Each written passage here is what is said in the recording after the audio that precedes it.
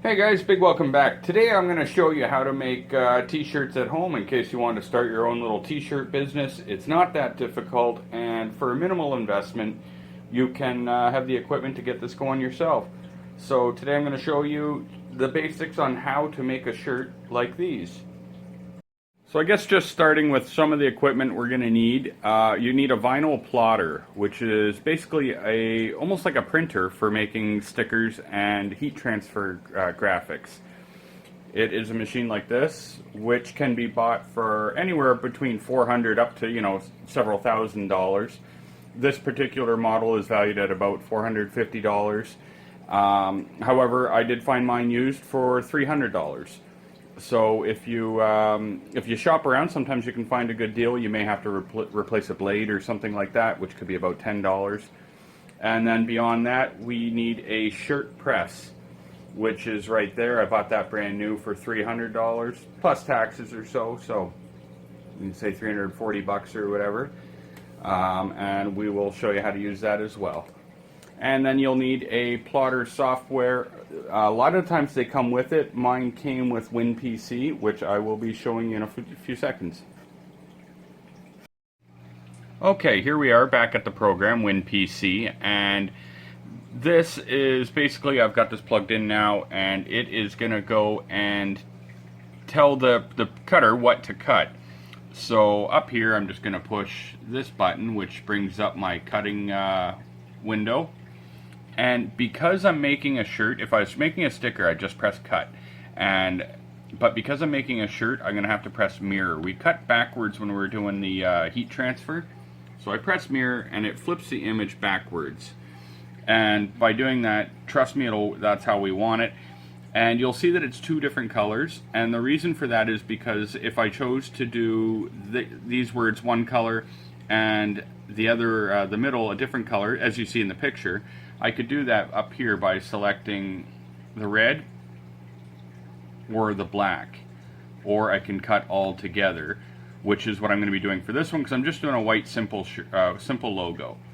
So once I've got that in and I'm ready, all I got to do is click start. And once I've clicked start, we can come on over here to the cutter, which is going to make quick work of this. Well, it'll take a few minutes to cut, but it's going to cut the logo out, and I'll come right back and we'll check it out. Okay, there we have it. And I'm just going to grab a razor blade right here, just a craft knife, and I'm going to go ahead and pull this out part way. And this is where you really got to use your eyes to kind of see. I can see, you guys won't see it though. I can just see in the reflection. When my logo has come far enough, I want to be careful not to crease that stuff, so keep one locked down. And then I'm just going to cut across very carefully, obviously not to cut through my image. And now I've got it, and I'm sure it won't show on the camera, but our logo's there, and we're going to take it to a board to pick it. Okay, now I just normally use a kitchen cutting board. I find it to be the easiest, and I'm going to slice off the portion that is still good, because I can still use that to make something else. So we're going to set that aside, and then I use this, which is a weeding tool, and it's also good for picking your teeth if you got corn stuck in there, but mostly it's just for this.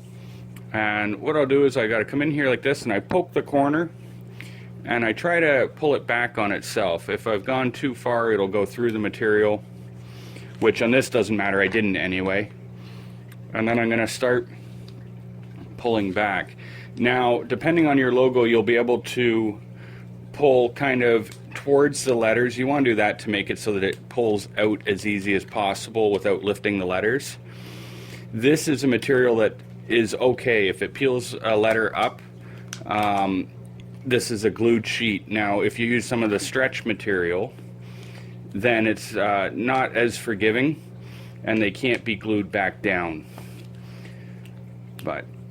So I'm just going to sit here like this, pulling off all the main parts that I can, taking my time. You can't do this quickly.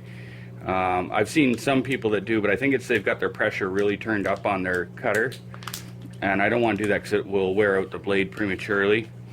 and I don't have a blade place very close to me. It's about a 40-minute drive, so I've got to be careful with my blades. I don't have a spare.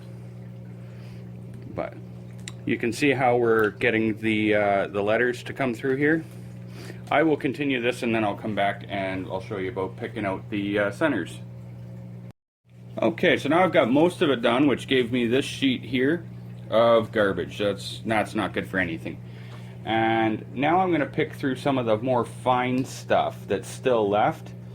And so just basically you just want to grab onto it and hook it, being sure not to hook any parts that you actually need.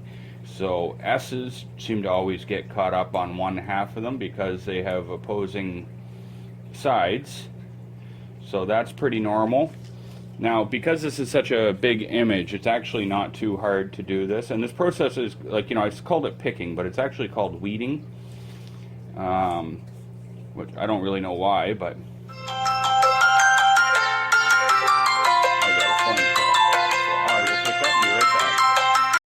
sorry about that. I'm recording with my phone and I got a phone call.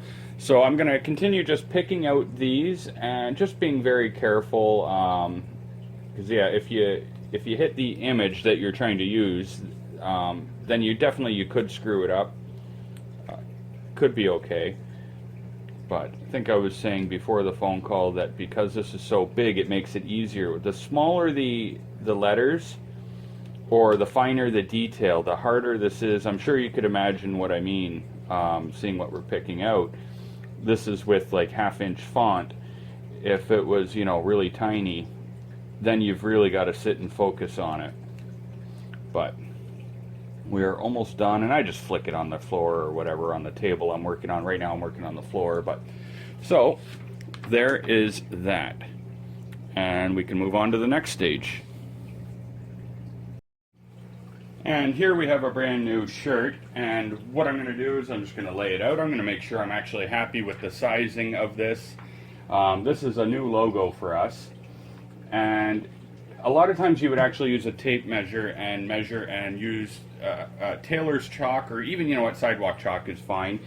It doesn't affect the image at all, but they do have tailor's chalk for marking. But luckily for us, when you're doing a center chest item, something like this, you don't really need to, and when I put it on the machine I can very easily tell where center is and straight. So we're going to go ahead and move over to the machine, and we will start that process right now. Okay, so now here I am. I've got my machine all warmed up. It's at 145 degrees. I'm looking for about 170, but it's not a precise thing. And I hold my shirt like this. I grab evenly on each side of the collar, and just I've gotten used to where to hold it. And I slide it into the machine like this, and I actually tuck both the sides of the collar, and you can just go by feel for where the middle is. And I make sure that these both feel the same on both sides, and once they do, then I know I've got my center. And what I need to do is go a little more center there, eyeball it and stuff like that. This is where marking it would come in handy, but like I said, I've gotten pretty good at this now. So, and I push this down for 3 seconds, and you can see that there's a little timer there. I went 4 seconds. Comes out beautifully flat. This is a great iron. Ladies, I know you want one of these at home. I say ladies, that's actually sexist. I don't mean that. Everybody should be ironing. I guess, who am I kidding? I don't iron. Unless it's ironing on logos, but so for me, I'm going to want to go right about there, and I'm going to have a look. I'm going to say, is that straight? Is it not? It's pretty much straight.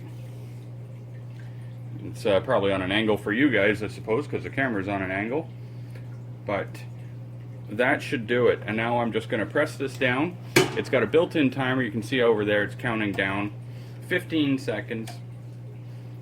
And so we just got to do. We'll blast through these 15 seconds and we will have a shirt. It's like Christmas. Every time you open it, it beeps. It says, hey, I'm done. Then this is a hot or cold peel, so I just pull it hot. and you just peel it nicely like that. And I've been in the habit of one more time, and by no means is this required, but I've just been doing it, is just going like that. Once I've peeled it off, stick that back on and give it another 5 seconds just to make sure the image is really in there. Not that I'm having any peel off on me anyway, but there it is. That is a Fitness Junkies with the white logo. This is actually the first one like this, so hopefully you guys like it. I should auction this one off or something. I might get like $8 for it and send it to charity. But hopefully you guys have enjoyed that, and that's what's involved with making a t-shirt. Hopefully you guys like it, and we'll click the like button and go out and get yourself a shirt machine if this is something that might interest you. Thanks for watching, guys, and we'll see you on the next video.